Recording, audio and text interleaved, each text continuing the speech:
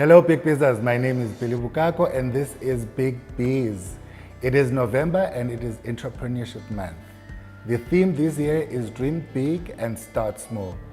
My guest today is multi-award winning philanthropist and all-round great human being who is epitome to the theme of Entrepreneurship Month this year. Ladies and gentlemen, please welcome CEO and founder of Legends Barber, Mr. Sheldon Tatchell. Sheldon, Yes. Welcome to the show, and thank you so much for hosting us at your exquisite head office. Thank you very much, and thanks a lot for coming through. I mean, it's always good for people to come through the office and just to come see the operation. Yeah, for sure, for Yes. sure. I think I want to start this off. If there's anyone who's been living under a rock and they don't know who you are, just take us through who Sheldon Tatchell is. Yeah, no, definitely. So for many who don't know, so my name is Sheldon Tatchell. I'm the founder of Legends Barber. So give you a brief idea of Legends Barber.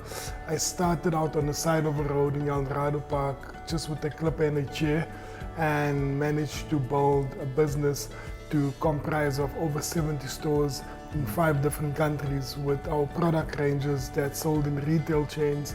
Yes, and that's briefly, just to break it all down in a space of less than 10 years. So we're now at 70 stores. 70 stores, in yes. over 5 Countries, yes. That is absolutely incredible. Thank you. Well done on that. Thank you very much. You started cutting hair at the age of 13. Yes. And yes. what was the inspiration behind this? So I leaned towards barbering. So back when I was young, I was always fascinated by the barbers in our community. But the one thing that I had a problem with was that I never could find the barber to actually cut my hair.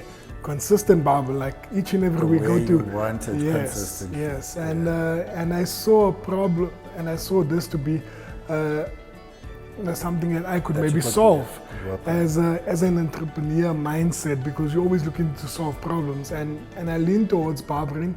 And while learning this skill, I visited different barbers in my community, went out to go see what they're doing, and from there being able to come back home, practice on school kids, give them free haircuts. And this was my way of learning at the age of 13, 14 years old, the skill that I never knew would be a career one day. You understand? It was never in my wildest dreams, but it was always something that I enjoyed so much, because the one thing is that you're not only making somebody look good, but you're making them feel good about themselves on the inside as well. So when that person leaves your chair, they leave in with self-confidence. They leave in with a belief that they can take over the world. Yeah, sure. No, definitely. I think one thing that is very distinct about, the work that you do as Legends, it's more than just grooming. There's an element of art and creativity that you infuse into it that makes you guys, stand out. Yes. And that could have come with, I'm listening to you talking about you getting somebody to cut your hair exactly the way you want it and how sleek it looks today. Yes. Yeah. So you also have mentioned in multiple interviews that your parents actually wanted you to study medicine, right? What was their reaction to your chosen path and seeing you achieve what you have achieved? Yeah. Has the tune changed? Yeah. Are they more accepting? Probably more, prouder. Yeah, no. I think especially when you're starting out, to tell you the truth, that both my parents didn't believe in this whole concept of me wanting to venture into having a barbershop. They didn't see it fit for anyone to actually make a career out of it. I can remember my dad actually told me that when I showed him the lease agreement, my very first lease agreement, I showed him, this is what I'm going to pay for rent. Back then it was like 3,500, and he said, you could have paid this there by me, and you can start the barbershop in my garage. And I was like, no, it doesn't work that way. And I think the narrative just began to change as things started unfolding, because now Sheldon is one of the first generations being able to take the risk and switch to do something that now people see possible, you understand? Because back then, I can tell you there was nobody that I knew of that actually made a career out of cutting hair. I mean, it's something that's so taboo. Like, you don't even attempt to do that. You see the hairstylists, you see the hair salons out there trying to do something, but in order for you to scale it and take it to the next level, it's unheard of. Talking about scaling, and I think, 70 stores, I'm still quite, shocked. And, listening to your story coming from El Dorado Park, Yes. There is a story there. Yes. And it's riddled with challenges and Yes. learnings and all of that. If maybe you can take us through, the journey leading to your first store. Yes. How has that been, and what are some of the challenges that you've had to overcome, in order to get to where you are? Yeah, so just to give you a brief background, because many people look at the time when I relaunched. So to tell you the truth, I relaunched Legends 2014. But before that, at my first attempt back in 2011, so while cutting hair on the side of the road, I had a friend and I saw the demand. I actually brought him on board and I made him a partner in us being able to cut hair on the stoop. So whilst doing this, we decided, there's a space down the road from where we are. Why not put our first barbershop there? And we had this dream of opening barbershops in different townships, and that was the whole idea back then. We launched on the 1st of September 2011, and 2 hours people came out, people supported us. We then got guys from the community, managed to upskill local youngsters, to bring them on board so they can learn the skill and actually gain the skill of cutting hair and be able to service our customers. And then what happened was that on our quiet days, which was Tuesdays and Wednesdays, we then went out to the old age homes, your schools, and we just done this as a community work.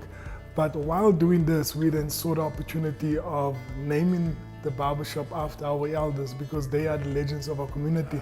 And that's exactly where the name Legends comes from. Yes. So fast forward, 4th of December, I got married. And when I got married, my partner showed me with his words. He says, no, everything is fine. You can go on honeymoon. I went for 6 days away. When I came back, doors are closed. Okay, so I'm like so surprised, what's happening here? And I called him, he never answered his phone, but I called one of the guys that was working there, and he explained to me the fact that the guy never paid the rent, and in the community, there's no lease, the landlord just kicks you out, you understand? So it was very informal, and also the barbers that was working there, they never got paid. And that was also a thing where this guy actually stole the money from the business and just ran off. So then I continued working in a job. I actually worked at Standard Bank, but always had at the back of my mind that, I have to come back in some way or form. And back in 2013, I got myself a scooter. But whilst working at Standard Bank, after hours, I would go out to go cut people's hair. On weekends, I used to go out and go cut people's hair. This was the new norm for me. Till I started building self-confidence and able to relaunch my business. And that was back in 2014. So 26th of July 2014, then we relaunched Legends in the El Dorado Park at Crystal Mall. And when we relaunched Legends, a week later, I tendered my resignation at the bank, and I never looked back from Never that. looked back. That was a mouthful. I've got a lot of questions with just that one response. And I think the first one and the most important one for me is the power and, behind choosing the right partner to walk the journey with. I mean, what you've learned. And what would be your advice if somebody's looking at starting a business and they feel that I can do better, doing this with other people or one more other person? What are some of the things that, from exactly what you've learned, what are some of the things that we need to be cognizant of when choosing someone to work? It's like choosing somebody to marry, I suppose. No, definitely. Definitely. Maybe just take us through that. I think partnership plays such a big role in whatever you do. Like we do franchisees, you understand? So we have franchisees buy into our business. And the one thing that we always look at is being able to have people that's like-minded, but also coming on with a different skill set that will enhance the experience of the store. Understand? And once your partner is able to complement you in your weaknesses, and being able to have that partnership growth in between, you understand? And you start seeing the fruits of each other, because now you get somebody that sees your weakness, but you also have strengths aside, and you can work together to actually make something great. Complement you during Yes. your weaknesses.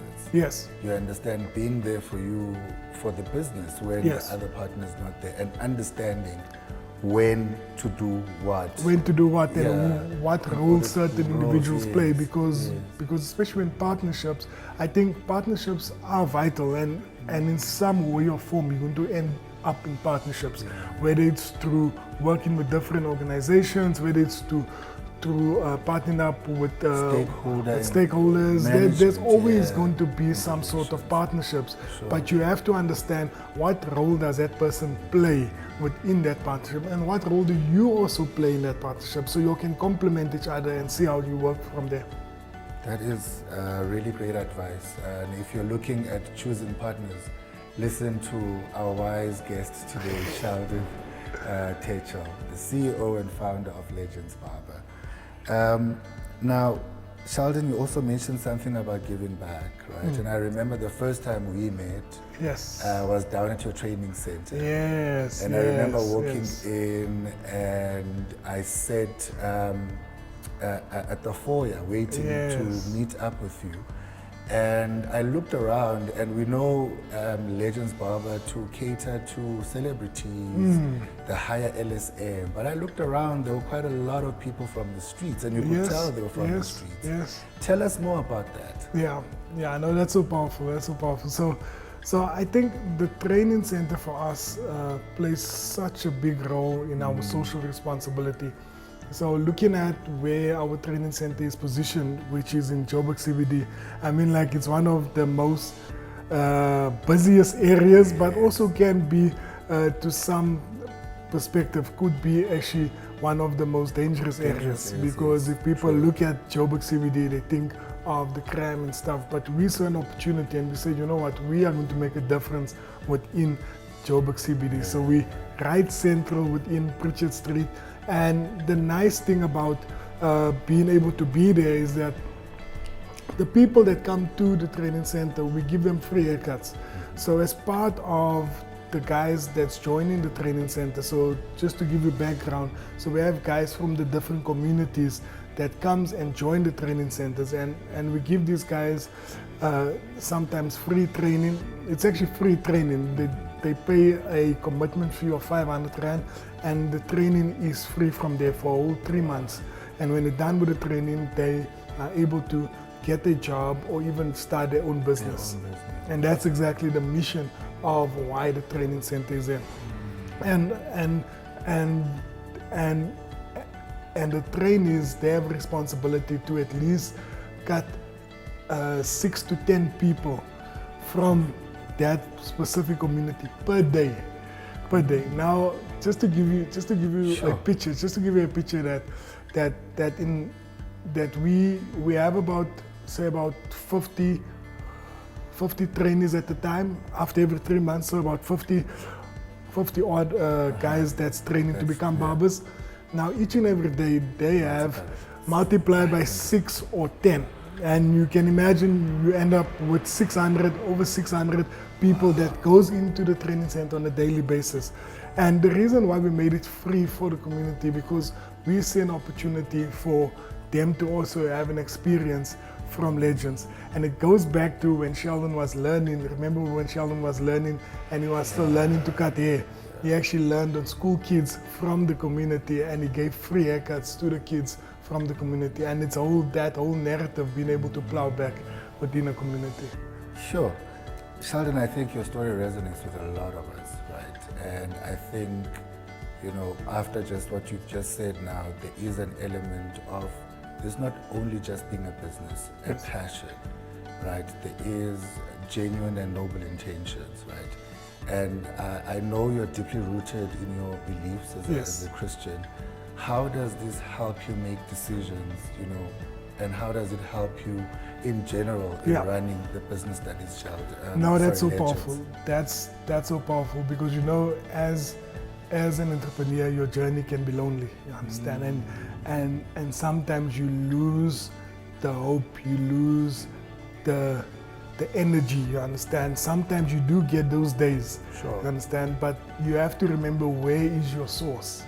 And my source is from God, and constantly remind myself and constantly be connected to my source, because I believe that once I'm connected to that, you understand, no matter what might come, no matter what might, I will always be able to overcome it, because I know where my source is there.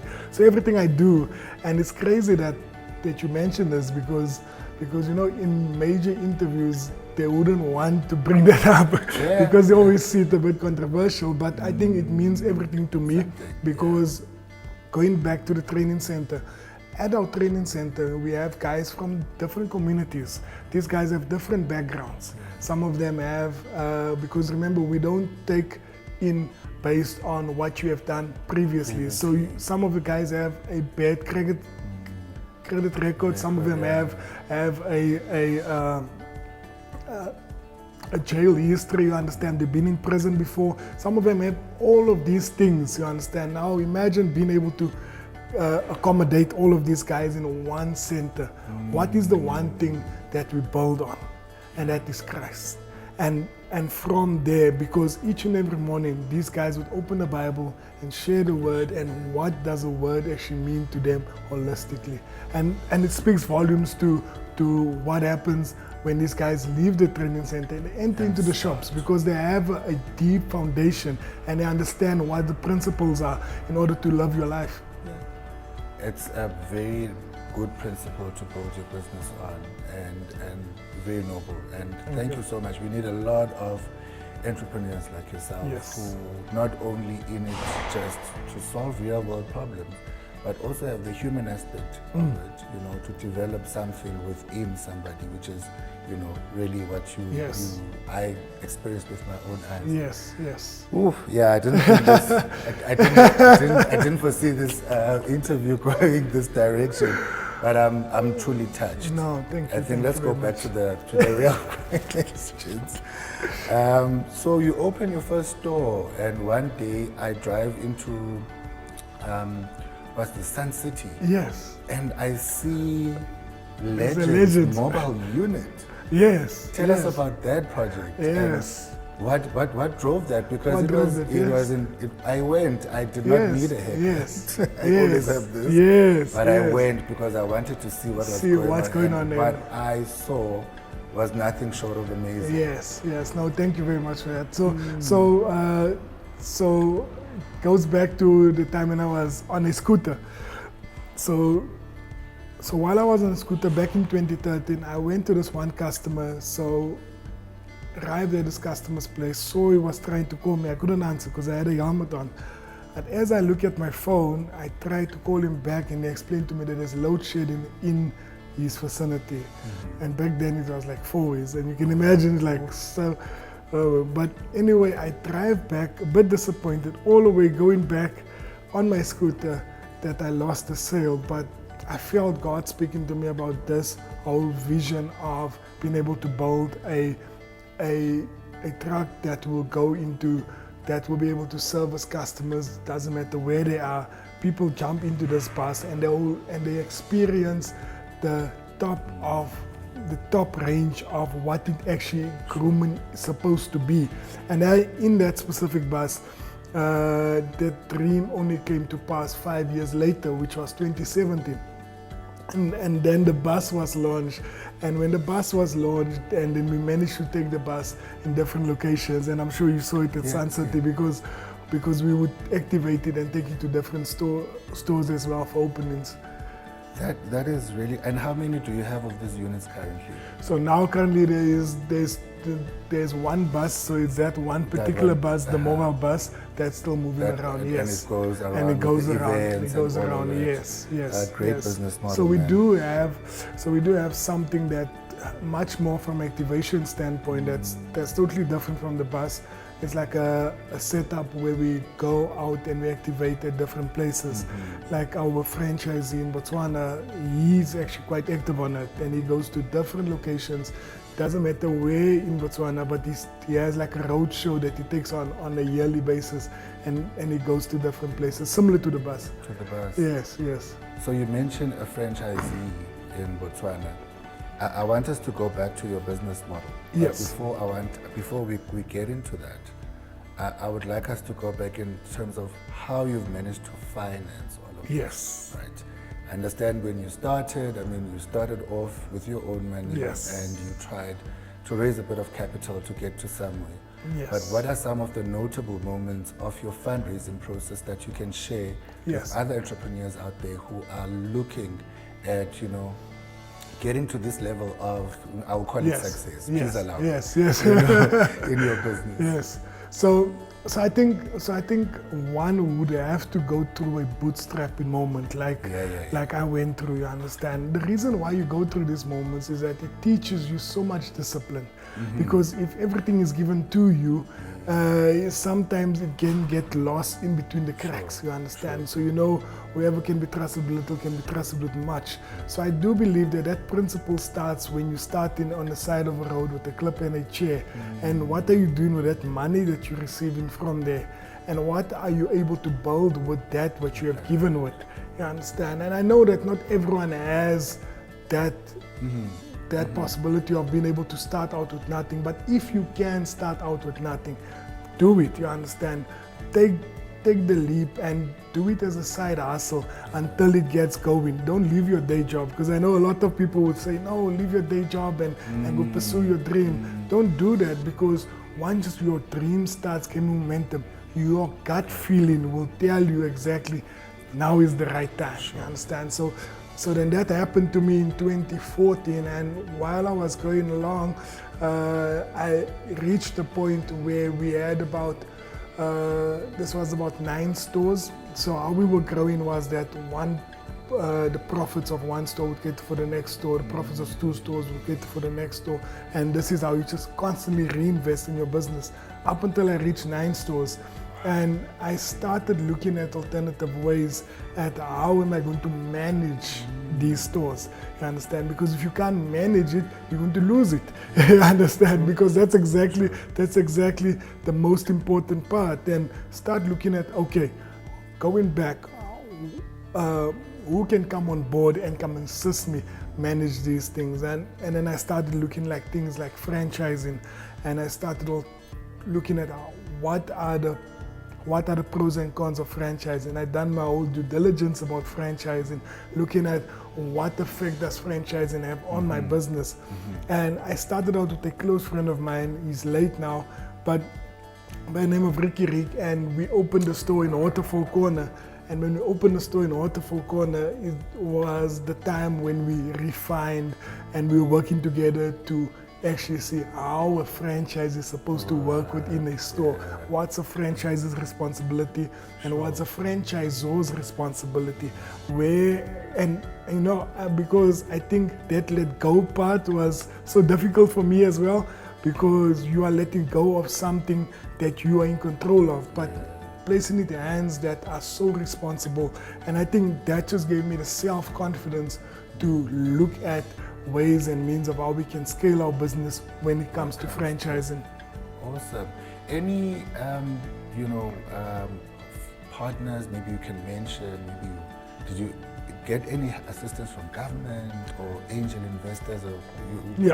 I think it's important. It's important, There's a lot of, narratives and understanding out there. We need, if there's people who have benefited from ESD, government, angel investors, just to say, we don't have to say the names.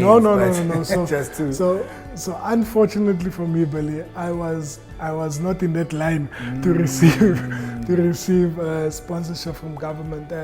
I think it was a positive and a negative for me as well, because I understand that what it is to struggle. You understand? And I think it's good to get funding from government. It's good to receive funding from whichever institution, but you need to understand what that money is allocated for, because you can't just get money and have no plan for it. You understand? So the one thing that I would say is that we have grown. Our franchise model has played such a big role within our business that Sheldon is still 100% shareholder within the company, in the organization, and Sheldon still remains to be in the driving seat of this business. So looking at from the franchising, that really feeded off to our products. So now we have our own products. So we started out with one product, we started out 2 products, and we started building the product market. And then we're looking at, okay, how is the product selling within the stores? We use that track record and we'll show retail. Retail, this is how well we're doing within our stores. Are you able to take on this? You understand? And then retail started looking, okay, you know what, maybe they can take it on and they'll put it in X amount of stores. And once they start putting X amount of stores, then they're like, you know, this thing actually has legs. So then they start placing it in all their stores because they see the potential in this. And that's exactly has been our growth, you understand? I mean, it's been a constant reinvest within this business. And to think about it, I never actually thought about it that way in terms of us just not, I think it's much more not wanting to spend time on applications and things that will be or could be unsuccessful, but we rather focus on the core of our business. What matters most? You understand? We're selling haircuts, we're selling products. What matters most? Can we do well like this, and how far can we grow it as it is? Most important, Sheldon has just mentioned the importance of track record. And track record is keeping your books, making sure your books are in order, because you don't go to retail and say, this is the product that I've developed and you need to sell it because people are buying it, but you need to bring actual evidence of there being sales. Yes. I will go back to the products. We mentioned Ricky Rick, who was your friend, and rest in peace to Ricky. Yes. But you have managed to amass an appeal, you know, to a lot of who's, your AKAs, your Nasty C's, Black Coffees, and all of that. Was this organic or was it planned? And how did you get there? Yeah, so I think it was really organic. There was no intention behind it. I mean, just to take you way back, like the time when we had our second shop actually, and all I just wanted to do was because I'm a Pirate supporter, you understand, so I support the Orlando Pirates, and I always wanted to go cut the Pirates guys. And back then the Pirates guys was the guys to be at, you understand. I can remember me sending messages to all the players and asking them, can I cut your hair? You understand? Going to the training grounds in Rosettenville, leaving the business cards at the security, saying, you know, and what happened was, Kamut Erasmus DM'd me, asked guys if we can come cut out, if we can please come to our camp, please come cut all our guys. And that was our first breakthrough. We went out and went to go cut the guys, and that breakthrough eventually led on to other teams joining the bandwagon. So now you had Kaiser Chiefs, you had Sundowns, you had all of these teams actually calling us, say, can you come out to our camp, can you give us haircuts? So then it became that whole thing. And now it caught on a fire where this one time, I can remember one of the soccer players called me and he was like, you know, I have a guy that also wants to cut his hair, but can I give you his number directly? And I'm asking, okay, who's this? And he says, no, it's Ricky Rick. And I was like, what do you think? I mean, just give him one number. And he called me the next day, and I cut Ricky's hair. And from there, people, because I think the nice thing about who Ricky was as a person, people trusted what he says. You understand? And what he says, something is good, people people jump onto it. So I think that also created some sort of a following for us, where based on what he said to the public, to say, guys, this is the barbershop to trust, and this is the go-to barbershop. And just think about it, back then only had 2-3 stores, and we're having so much PR coming along to us, because this is the go-to barber for the soccer players, for the celebs, for each and every one that's cutting out there. I can remember even this one time when Usher came into the country. So Usher came into the country, and when Usher arrived, he called Black Coffee, and Black Coffee said, you know what, I know somebody, Legends. Go to Legends, you understand, and just creates that whole wildfire around us being a reputable brand. I think, there's a common thread with how you have managed to get here, and it's not being afraid to give back, give for free, and you give your services and allow people to be the models of what you can do. Yes. And we often, when we are not making as much money, in our businesses, the last thing you want to do is to be giving anything away for free. Yes. But it has worked for you. Yes. And it's quite a humbling thought. And there are other, philanthropic initiatives that you have. Yes. I want us to talk about the Founders Chair and what you're doing there. Yes. And this is over and above the training. Over and above the training, over and Okay. above everything else. Yeah. So before I go to the Founders Chair, I just want to touch on something quickly that we recently done. So we recently sponsored a marathon, which the marathon is based in El Dorado Park. So going back to our roots, we renamed the marathon Legends Township Marathon. So now our whole idea was that how do we make impact within the different communities? How are we able to filtrate the different communities? Because it's fine, we can go give out food parcels, we can go take few guys to become barbers, we can do all of this, but how do we make a holistic impact, and starting from the school level going way up, you understand? So we partnered up with the Township Marathon, and we're looking at not only having the marathon based in El Dorado Park, but going into different communities. Now you're going to have one in Tembisa, you're going to have one in Kailicha, you're going to have one in Shoshanguve. Now imagine this whole feeling of this is part of the township, you understand? So you're giving back to the township. But 6 weeks before we actually do the race, we take the kids from the community and we say, okay guys, let us clean up the community. Let's use that as waste material that we can create art from. You understand? We will be running initiatives where, because Legends has a wide spread of stores, we're running initiatives where people can actually donate shoes of their old shoes and to the kids that would love to participate within the marathon. You understand? And we have teamed up with guys like Joaquin Simbini, because he comes from sprinting and he has a passion for giving back as well. So he's coming on board, he's helping us with this initiative. So much more holistic thing that we want to do within these communities leading up to the race. So when the race takes place, there's going to be a festival, there's going to be things, but what do we leave them with to constantly go through, you understand? And I think that's the whole bigger picture of this particular marathon, is making a bigger impact. It's a movement basically, you understand, in a way. And so just something just to share with you, because I'm really excited about it. I think that for me is, it speaks towards why we are here as human beings, is to help the next person, is to ensure that we make a difference where we are the voice to the voiceless. You understand? And so going back to the Founders Chair. So we started as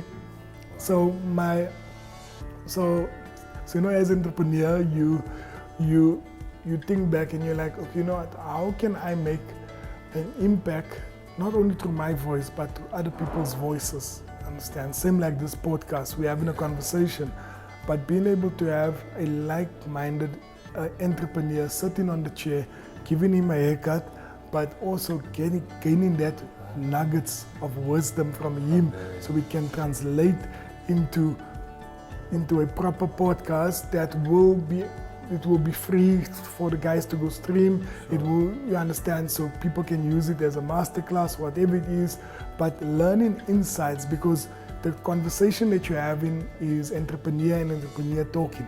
You understand? I mean, just to give an idea that I was cutting the founder of this camp, you understand, and being able to relate with his story is almost exactly the same thing, you understand, because everyone can relate with that type of story, and I think it's doing well. It's really doing well. We started off now. We have 5 episodes going, and we're looking to take it from there. Yeah. That's awesome. I honestly think we need more of this type of podcasts, right? And I always say I'm not necessarily the best at doing. I'm not a broadcaster, but we're doing it out of necessity, you know. And well done on that. That's really great. Thank you. We can retire. We can take off. No. We're looking at what's a need out there, and I think that's so important because the more people can get this information, you understand? It's the same like this podcast we're having right now. We're putting out information, so whoever can grasp that information, and whoever listens to it, they can be able to alter and change the narrative of their lives one day and say, you know what, because of I listened to this guy. I listened to Big Biz, now I'm able to adopt that within my life. And my life changes every time I sit in this chair and I look across and I see people like yourself doing such great things, and not only doing it for themselves. I think that's most important. Yes. You know, looking out and taking the baton and saying, I have been given the opportunity, but I'll make sure that I, you know, drag a lot of other people around that. And I think this is not the last time we're having this conversation. I foresee a follow-up. No, there has to be a part 2. You're also a recipient of multiple accolades. There's a lot of awards. And, you know, what we've seen also with, you know, lots of brands, you know, great brands from South Africa have got similar stories to yours. You know, after a while, you know, there's been they sort of fatigue. You know, they sort of fatigue. But what keeps you grounded and what keeps you going? No, I think the one thing is knowing why you are here. You understand? I think that's the first thing to point out, your purpose as an entrepreneur. Because most of the time we think the position is for you. And the position necessarily is not for you. It's for you to make an impact on the people's lives that you've been entrusted with. And once you're able to adopt that mindset that I am called to do something on this earth, and if I don't fulfill the calling, you understand, doesn't matter my popularity, doesn't matter if I'm being, you understand, like for example, like the social responsibility that we're embarking on. We're not doing it to be seen. We're not doing it to say, you know what, this is how much we can claim from wherever. Our main initiative is that how do we make an holistic impact? You understand? How are we able to tangible impact people's lives? Taking somebody that never picked up a clipper in his life before, being able to transform his life from now having a skill that he will have for the rest of his life. And imagine that, you're giving somebody, you're not feeding him for a day, but you're feeding him for a lifetime. And that kid can go wherever he wants to, and he can still be able to perform his skill. And I think that's the whole goal, that's the whole vision. And I mean, if we do get recognized, thank God. If we don't get recognized, thank God, because that doesn't make us who we are. It's in the DNA of the purpose, and you know, the program of how you then live out that purpose is there. And some of these things that we see as disappointment sometimes are actually part of the learning. Part of the learning curves, part of the learning curve, understanding your purpose, understanding why you are here as a person, you understand, because I think as entrepreneurs, and I'm sure it's something that you notice, is that once the bank balance starts growing, and then we start changing, and entrepreneurs start changing and changing the way things get done, changing the way how to treat people. And I think you have to be consistent in that light. You understand? You have to be the same Sheldon that that had one shop compared to the same Sheldon that has 70 shops. You have to have that mentality, is that I am still called to do this on a daily basis. He started from a stoop. He now has 70 stores in 5 countries. And he's still the same Sheldon he was back then. Probably more money, Yeah. more blessings, but he still remained very true to his values and how he treats people, and it goes a long way in how you maintain the integrity of your business and your human capital. Sheldon, we're almost out of time, and this is so sad for me. But I just want to quickly go back to your products. When we met the last time, you had very few products, and it was right at the beginning. And this was not even 2 years ago. It was probably a year and a bit ago that we met. But now your products have the product ranges, and you're listed in your take-alongs, all over. Just take us through that process. How, besides, you did mention that the track record helped. Yes. But what are some of the nuggets that you can, dish out in terms of if I have a product that I believe is good, and I want to put it out there, what is the process and what are some of the things what are some things? Yes. So one important thing just to mention, Billy, that although with my busy schedule, I ensure that each and every product, I test it, I run by it, I actually go through the whole formulation, because the one thing that you don't want to do, you don't want to put a product out there that is not product market fit. Because one thing is that you can have a great product, you can have something that's going to be transforming, you understand, but if it's not right product for the market, you are going to miss it completely. It could be ahead of its time, or it could be it's outdated, you understand. So the one thing is that I think the number one rule is get something that is really product market fit. And once you're able to identify that product, and the next thing is that how are you able to scale it? Yes. You understand? Yes. How are you able to scale it from a distribution point of view? You understand? How are you able to get it into people's hands? How are you able to get people actually craving to want this product? Is this product going to be a product that's going to be able to change my life, that's going to be able to impact me on a daily basis? Am I going to rave about this product to my friends and to my family? You understand? Is that going to be the product? Because that's exactly what it is. Because people trust the people that speaks word of mouth and say, this product is going to change your life because it does 1, 2, 3. You see, and that's how you can build your audience. And once you start building your audience, on top of that, then now you get self-confidence in yourself as an entrepreneur to start looking at building your brand, because brand building takes time. Brand building is something that you have to invest so much in. From now you're like, okay, now I have the perfect product and it's market fit. Okay, I have the audience and I have people wanting this product. How am I able to translate it into a brand? And I think once you're able to translate that brand into something that people are talking about, and you use your audience and build on top of that, then you'll be able to see the scalability around what you have. Because it's going to take time. It's definitely going to take time. But once you're able to do it one step at a time and follow the right process, you see, and then you start seeing the gains in between. And the one thing, especially when you're starting out, I think the one thing that also kept me going is the reviews from customers, because I'm always intrigued to hear, okay, how did the product react on your hair? You understand? How did the product do you like the formulation? Are you able to adapt to it? You understand? Will you tell your friends about this? If I'm able to give you understand what is a substitute that you think that this product is. So the good and the bad reviews are able to make the changes within how you make decisions.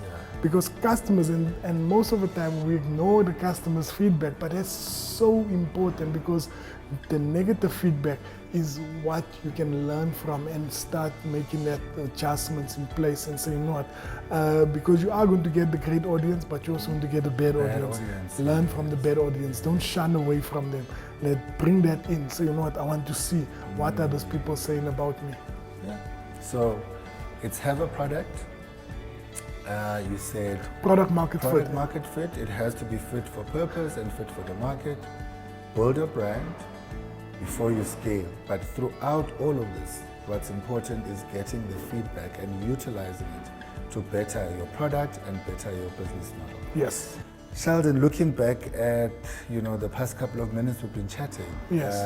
and looking at what you've achieved in the past 10 years, you are clearly unstoppable. Yeah. And what is next for Legends? Yeah.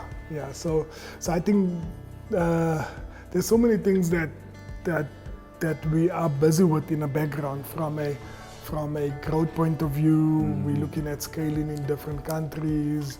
We're looking at how we're able to replicate what we're doing at home and in other countries. How do we make a larger impact within different places in our product line as well, increasing our distribution across Africa and the rest of the world. Those are part of the plans that we have for the near future as well, because we see that there's opportunity starting in Africa, but also looking at the rest of the world as a platform where we can showcase that something good is coming out of Africa. And yeah, I think that's the short-term plan. But looking at, I'm still sticking to our purpose as to why do we do what we do. It comes back to what makes us unique, what makes us stand out, what makes us this, is being able to have a social responsibility to always want to make a difference. And that for us drives us on a daily basis, because to making a difference, you have to have a heart for people. You have to know exactly how are you to impact people with resources that you have been trusted with. How are you able to help the next person, but not only help the next person for a day, but how can you help them for the rest of their lives? Teach them how to fish for a lifetime rather than giving them a fish. Yes. I must say I did not foresee this interview going this direction, but it has been extremely fulfilling. No, thank you. And thank you so much for having us in your amazing headquarters. No, thank you. And all the best with the future plans that you have. And we will definitely be watching you and cheering you on and coming on board with you. Yes. No, thank you. Thank you very much. Thank you very much for having me. Thank you very much. Ladies and gentlemen, I did not anticipate having this episode go the way it did with Sheldon.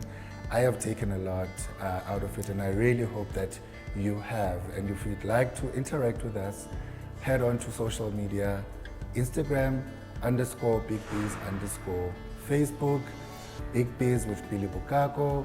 Our YouTube channel, please subscribe, Big Bees with Billy Bukako Reloaded, and you can send us an email on info@bigbees.africa. And also don't forget to head on to our website, www.bigbees.africa.